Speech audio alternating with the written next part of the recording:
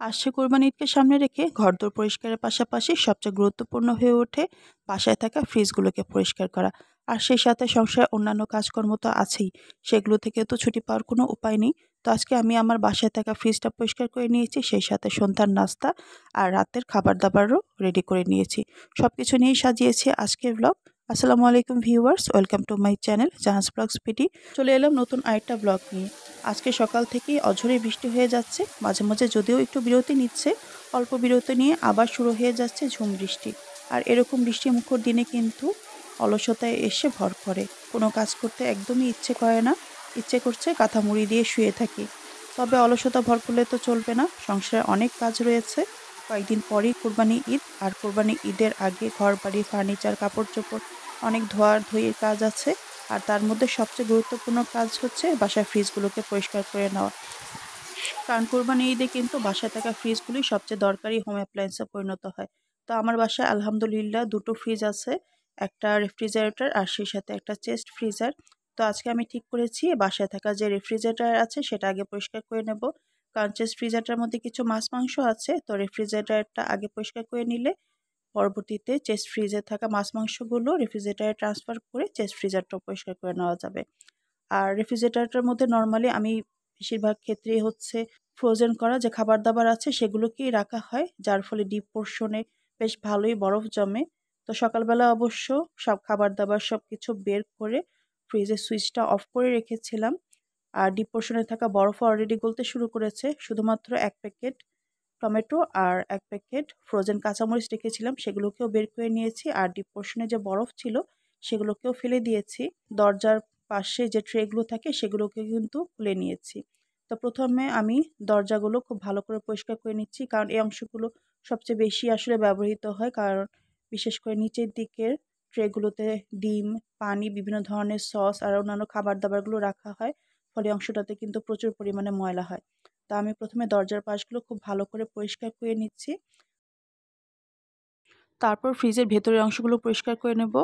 তো দরজাগুলো খুব ভালো করে পরিষ্কার করা হয়ে গেছে। এখন ফ্রিজের ভেতরের অংশ পরিষ্কার করে নেওয়ার পালা। এই তো আমি ট্রেগুলোকে বের করে নিচ্ছি। সেই সাথে ট্রের উপরে আমি কিছু পুরনো টেবিল ম্যাট দিয়ে রেখেছিলাম, যাতে রান্না করা খাবার-দাবার যখন রাখা হয় ট্রেগুলো যাতে খুব একটা নোংরা না হয়। আর ফ্রিজ পরিষ্কার করার মাঝখানেই কিন্তু ইলেকট্রিসিটি চলে গিয়েছিল, যার কারণে দেখতেই পেলেন যে একটু অন্ধকার মনে হচ্ছিল। এখন আবার ইলেকট্রিসিটি আসার পর লাইট জ্বলেছে, তাই ফোকাসটাও বেশ উজ্জ্বল হয়েছে। আর ফ্রিজ পরিষ্কার করার কাজগুলো কিন্তু নরমালি ঈদের আগেই করা হয়ে থাকে। যদিও রমজানের ঈদের আগে আমি দুটো ফ্রিজকে খুব ভালোভাবে পরিষ্কার করে নিয়েছিলাম। এখন আবার কোরবানির ঈদের আগেও দুটো ফ্রিজকে খুব ভালো করে পরিষ্কার করে নেওয়া হবে। কারণ রমজানের ঈদে তো দেখা যায় প্রচুর গেস্ট আসে, আর গেস্ট আসা উপলক্ষে কিন্তু মাছ মাংসের বাজারও করা হয়। আর মাছ মাংস লোড থাকার কারণে ফ্রিজগুলো দেখা যায় পরবর্তীতে আবার নোংরা হয়ে যায়। তাই কোরবানির ঈদের আগে দ্বিতীয়বার আবার পরিষ্কার করে নেওয়ার প্রয়োজন হয়। তো ফ্রিজের ভেতরের অংশ কিন্তু পরিষ্কার করা হয়ে গেছে। এখন ফ্রিজের দরজাগুলো লাগিয়ে বাইরের দিকে একটু পরিষ্কার করে নিচ্ছি। তো ফ্রিজের দরজায় কয়েকটা ম্যাগনেট লাগানো ছিল, সেগুলোকে খুলে নিলাম। আর ফ্রিজের বডিতেও কিন্তু দেখা যায় বাইরের ধুলাবালি লেগে প্রচুর নোংরা হয়। আর ফ্রিজ থেকে খাবার-দাবার বের করার সময় বা খাবার রাখার সময় দরজাগুলোতে হাত দিয়ে ধরলে হাতে থাকা ময়লাও কিন্তু দরজার গায়ে লেগে যায়। তো আমি বাজার থেকে আনা একটা জালি ব্যাগ খুব ভালো করে নরমাল পানিতে ভিজিয়ে ফ্রিজের বাইরের দিকে অংশগুলো ধুয়ে নিচ্ছি। আমি কিন্তু পানিতে কোনো ধরনের ডিটারজেন্ট বা লিকুইড সোপ ব্যবহার করিনি। সম্পূর্ণ ফ্রিজটাকে কিন্তু আমি নরমাল পানি দিয়েই পরিষ্কার করে নিয়েছি। কারণ ওই যে বললাম রমজানের ঈদের আগে ফ্রিজটাকে একবার পরিষ্কার করা হয়েছিল, তাই ভেতরের অংশগুলোতে সামান্য ময়লা হয়েছিল, সেগুলোকে নরমাল পানি দিয়ে পরিষ্কার করে নেওয়া হয়ে গেছে। তো ফ্রিজটাকে কিন্তু ফাইনালি পরিষ্কার করে নেওয়া হয়ে গেছে। এখন ফ্রিজের দরজার যে ট্রেগুলো ছিল সেগুলোকে লাগিয়ে নিচ্ছি। তারপর ফ্রিজের ভেতরের যে ট্রেগুলো ছিল সেগুলোকেও লাগিয়ে নেব।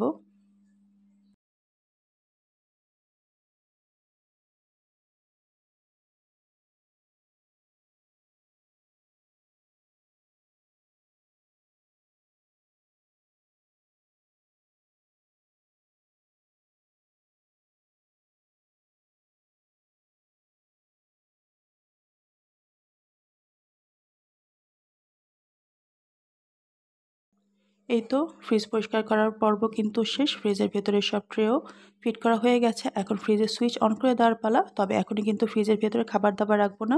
যেহেতু ফ্রিজের ভেতরে সম্পূর্ণ বরফ গলে গেছে, ফ্রিজের টেম্পারেচারও এখন নরমালে চলে এসেছে। তাই প্রথমে খালি অবস্থাতেই ফ্রিজের সুইচ ২ ঘন্টা অন রাখবো। ২ ঘন্টা পরে ফ্রিজের ভেতরে খাবার-দাবার রাখবো।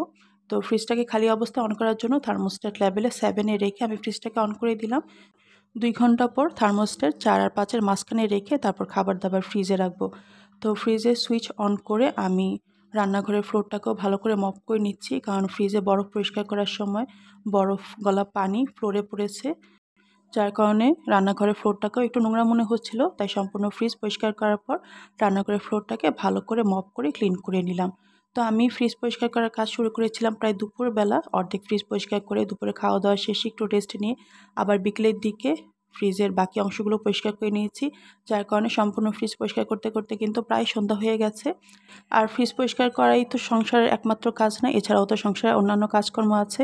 যেহেতু প্রায় সন্ধ্যাবেলা, সুতরাং সন্ধ্যার নাস্তা তৈরি করতে হবে, সেই সাথে রাতের খাবার-দাবারও রেডি করতে হবে। তো রাতের খাবার বলতে ভাতটা আমি অলরেডি রান্না করে নিয়েছি, সেই সাথে ডাল এবং অল্প ভাজি আগেই রান্না করা ছিল, সেগুলোকে গরম করে নেওয়া হয়েছে। শুধুমাত্র এখন তরকারি রান্না করে নিতে হবে। আর এই তো ফ্রিজ পরিষ্কার করতে গিয়ে আমি ১ প্যাকেট ফ্রেঞ্চ ফ্রাই পেয়ে গেছি। এগুলোকে আমি বেশ অনেকদিন আগে রেডি করে ফ্রিজে রেখে দিয়েছিলাম। তো আজকে পরিষ্কার করতে গিয়ে প্যাকেটটা পেয়ে গেলাম। ভাবলাম যে কিছু ফ্রেঞ্চ ফ্রাই ভেজে নিই, তাহলে বিকেলের নাস্তায় মেয়েরা ফ্রেঞ্চ ফ্রাই খেতে পারবে। সন্ধ্যার নাস্তা নিয়ে আর কোনো ঝামেলাই থাকবে না। তো এই তো ফ্রেঞ্চ ফ্রাইগুলোকে ভাজা হয়ে গেছে, ভালো করে তেল ঝরিয়ে উঠিয়ে নিলাম। সেই সাথে সন্ধ্যার নাস্তা খাওয়ার জন্য চা করে নিচ্ছি। তো আমি ২ কাপ চা করছি, ১ কাপ আমার নিজের জন্য, আরেক কাপ করে নিচ্ছি আমার ছোটো মেয়ের আরবি টিচার এসেছে তার জন্য। তো দুধ চায়ের মধ্যে আমি কিছু আদার টুকরো দিয়ে দিলাম, কারণ সারাদিন ঠান্ডা পানি খেতে সন্ধ্যাবেলা একটু মাথাও ধরেছিল। ভাবলাম যে আদা দিয়ে চাটা খেলে খেতে ভালো লাগবে। তো চা খেয়ে দিয়ে আবার রাতের জন্য একটা তরকারি রান্না করে নিচ্ছি। তরকারি রান্নায়ও খুব একটা ঝামেলা করছি না, ট্যাংরা মাছের ঝোল রান্না করে নিচ্ছি। এই তো মশলা কষিয়ে এর মধ্যে ধুয়ে রাখা ট্যাংরা মাছগুলো দিয়ে দিলাম।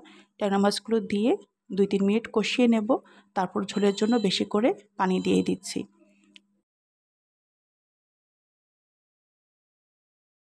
এই তো ঝোলের জন্য পানি দিয়ে ৪-৫টা কাঁচামরিচ দিয়ে ঢেকে দিয়েছি।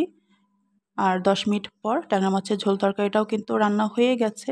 তো আমি লবণটাকে একটু চেক করে নেব, কারণ রান্না করার আগে লবণ একটু কম করে দিয়েছিলাম, যাতে প্রয়োজনে পরে আবার দেওয়া যায়। তো দেখলাম যে লবণ একটু কম হয়েছে, তাই সামান্য পরিমাণে লবণ দিয়ে দেব। আর ২-৩ মিনিট ঢাকনাটা খোলা অবস্থায় জাল দিয়ে নেব, ঝোলটা একটু কমার জন্য। যেহেতু ট্যাংরা মাছের ঝোল রান্না করছি, অবশ্যই সামান্য পরিমাণে ঝোল রাখতে হবে। তো তরকারিটা হয়ে গেলেই রাতের খাবার-দাবার রেডি হয়ে যাবে। তারপর সবাই মিলে রাতের খাবার খেয়ে নেব। তো আজকে সারাটা দিন ফ্রিজ পরিষ্কার, সেই সাথে রান্না-বান্নার, বিকেলের নাস্তা সব মিলিয়ে মোটামুটি একটু ব্যস্ততার মধ্যে দিয়েই গেছে। আর সেই সঙ্গে আজকের ব্লগটাও এখানেই শেষ করছি। যে যেখান থেকে আজকের ব্লগটা দেখেছেন, সবাইকে ধন্যবাদ জানিয়ে বিদায় নিচ্ছি। সবাই ভালো থাকবেন। আল্লাহ হাফেজ।